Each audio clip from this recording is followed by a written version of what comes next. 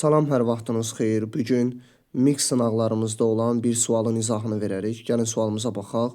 Doğru olan fikirləri müəyyən edin. Şirvan Milli Parkının yerləşdiyi düzənlikdə Abrazia prosesinin təsiri yoxdur. Şirvan Milli Parkı cənub-şərqi Şirvan düzənliyində yerləşir və cənub-şərqi Şirvan düzənliyi də Xəzər sahilində yerləşdiyi üçün burada Abrazia prosesinin təsiri vardır. Ona görə bu birinci fikir yanlışdır.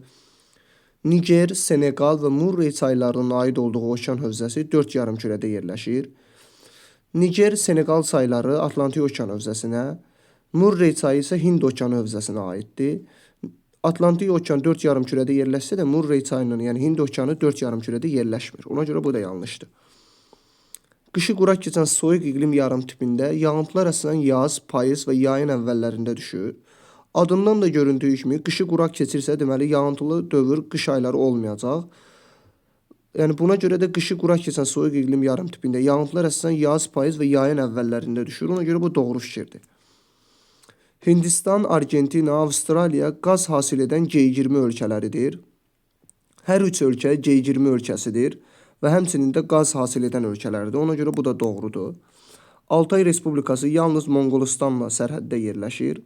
Altay Respublikası Rusiyanın tərkibində olan Türk respublikalarından biridir.